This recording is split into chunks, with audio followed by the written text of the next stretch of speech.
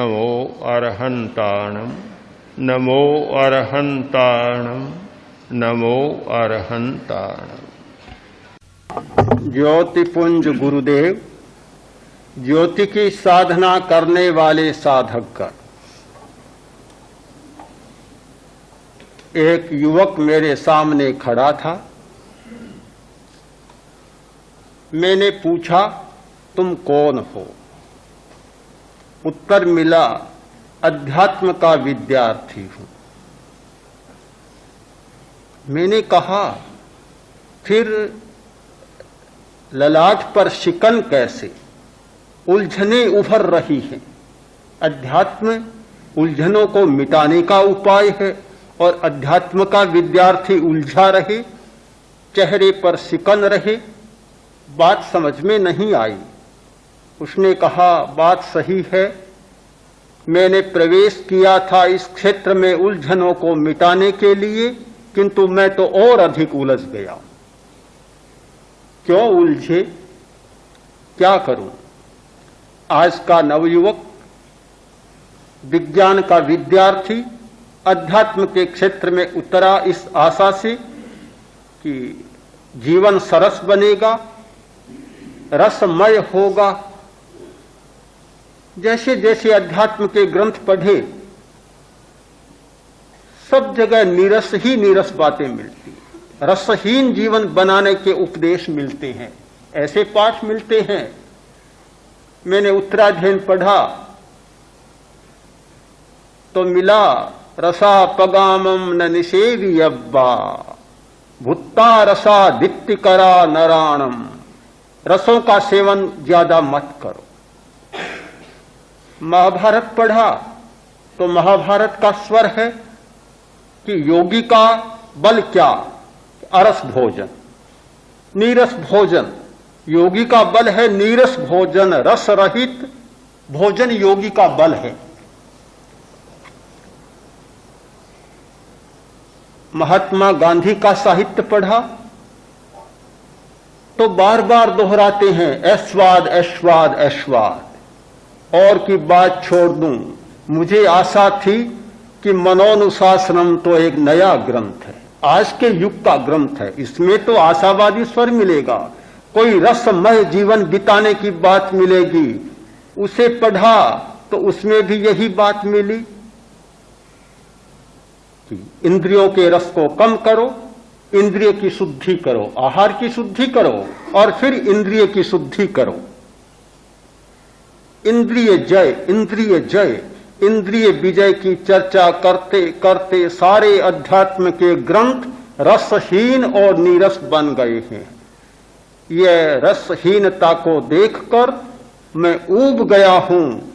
उलझन मिटाने आया था और नई उलझन में फंस गया। मुझे तो वह जीवन चाहिए जिसमें सरसता टपके, रस हो, आनंद हो, स्वाद हो। ऐश्वाद, भला ऐश्वाद का क्या मतलब? आज के युवक के लिए ऐश्वाद की बात कोई माने नहीं रखती। आज के वैज्ञानिक युग में सबको छोड़ने की बात का कोई अर्थ नहीं होता। मत देखो, मत सुनो, मत खाओ, मत पियो, मत बोलो, मत छुओ, सुगंध भी मत लो, सब मत करो, मत करो। इस निषेध और निषेध ने सारे जीवन का रस चूस लिया, निचोड़ दिया। जैसे सूखा यह पूला और ईख का छिलका हो, ऐसा जीवन बना दिया गया इन अध्यात्म के आचार्यों।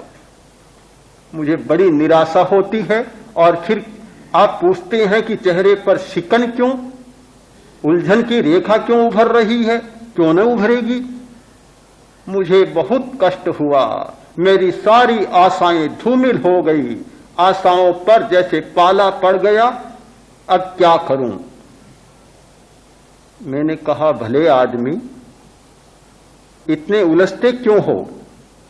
अच्छा है, अध्यात्म को ही तिलांजलि दे दो, उसे ही छोड़ दो, उलझने की क्या जरूरत है? छोड़ दो उसे। सांप केंचुली को छोड़ता है वैसे अध्यात्म को छोड़ दो। बोला, यह कैसे हो सकता है? छोड़ नहीं सकता। क्यों नहीं छोड़ सकते? पदार्थों के सेवन से ऊब गया और ऊब से इधर आया, अब न इधर का रहा न उधर का रहा। पदार्थों से भी अरुचि है, पदार्थों ने बहुत प्रताड़ित कर रखा है, इतनी मानसिक अशांति हो रही है। शांति की खोज में यहां आया, यहां भी शांति नहीं मिली, तो फिर पदार्थ में जाकर फिर और अशांति में जाऊं, ये बात भी समझ में नहीं आती, छोड़ तो नहीं सकता। मैंने कहा तुम अभी समझे नहीं, अध्यात्म को समझे नहीं, न मनोनुशासन को समझा, न महाभारत को समझा, न उत्तराध्ययन को समझा। समझना बहुत कठिन होता है, बहुत कठिन। और जब तक अनुभव नहीं होता, परंपरा नहीं होती, बात समझ में नहीं आती। आज ही एक भाई कह रहा था जो अभी शिविर में साधना कर रहा है, 2 वर्ष हो गए ध्यान का अभ्यास कर रहा हूं, पल्ले नहीं पड़ा और यहां 2 दिन में आगे बढ़ गया। अपने आप बात समझ में नहीं आती, चाबी जब तक न मिले ताला खुलता नहीं है। मैंने आयुर्वेद का एक ग्रंथ पढ़ा, ठंडे पानी को ठंडा करने की कुछ विधियां बतलाई गई। उनमें एक शब्द है वस्त्रोद्धरण। वस्त्रोद्धरण के द्वारा पानी को ठंडा किया जा सकता है। अनुवादक ने अनुवाद किया है कि वस्त्र से पानी को छानने से पानी ठंडा हो जाता है। मैंने पढ़ा तो बड़ा आश्चर्य हुआ कि कितना गलत अनुवाद। इसलिए अनुवाद गलत हुआ कि उसे अनुभव नहीं था। इस बात को तो हम लोग बहुत जानते हैं, मुनि लोग हमारे बहुत इस बात को जानते हैं कि पानी गर्म आता है, कहां हांडी मिलती है, कहां ठंडा पानी मिलता है, गर्म पानी आता है तो ठंडा करने की जरूरत होती है। तो ये वस्त्रोद्धरण की पद्धति हमारे यहां बहुत चलती है। पानी को बहुत ठंडा किया जा सकता है। जैसा मिट्टी की नई हांडी में पानी ठंडा नहीं होता, वैसा वस्त्र के द्वारा हो सकता है। पर वस्त्र से पानी को आप छानते चले जाएं, पानी कभी ठंडा नहीं होगा। वस्त्रोद्धरण की प्रक्रिया यह है कि पात्र में गर्म पानी रखा है, एक कपड़ा लिया और कपड़े को लंबा कर लिया, पानी में कपड़ा डालें और फिर ऊपर उठाएं, फिर कपड़ा नीचे डालें और फिर उसे ऊपर उठाएं। ऐसा करते करते पानी बहुत ठंडा हो जाएगा। वस्त्रोद्धरण का मतलब है कपड़े को ऊपर उठाना, फिर नीचे करना, फिर उठाना, फिर नीचे करना। जैसे पानी बस कपड़े के साथ ऊपर उठेगा, हवा लगेगी, पानी ठंडा हो जाएगा। किंतु अनुवादक महोदय ने अर्थ कर दिया कि पानी को छानते चले जाओ, पानी ठंडा हो जाएगा। कारण यही है कि जब अनुभव नहीं होता, अर्थ भी समझ में नहीं आता।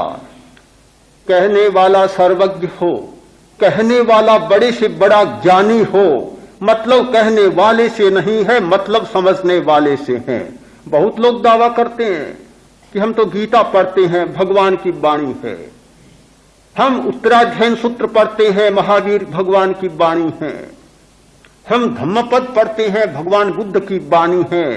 कहने वाले भगवान कृष्ण हो, भगवान महावीर हो, भगवान बुद्ध हो, कोई भी हो, कितने ही बड़े ज्ञानी हो, कहने वालों से हमें मतलब नहीं, हमें समझने वालों से मतलब है कि हम क्या समझ रहे, और समझाने वालों से मतलब है कि क्या समझाया जा रहा है। मतलब उनसे है। उन्होंने कहा, आज वह शब्द भी हमारी समझ में नहीं आ रहा है। शब्द आ रहा है तो शब्द के नीचे छिपा हुआ अनंत अर्थ है, वह समझ में नहीं आ रहा, पकड़ में नहीं आ रहा है। न जाने कितने गलत अर्थ किए जा रहे हैं। अध्यात्म के भी न जाने कितने गलत अर्थ किए गए हैं, और गलत अर्थों के आधार पर न जाने कितने गलत प्रयोग चले हैं। मैं नहीं सोचता कि अध्यात्म जीवन को नीरस बनाता है। यदि जीवन को अनंत और असीम रसमय बनाने की कोई प्रक्रिया है तो वह अध्यात्म।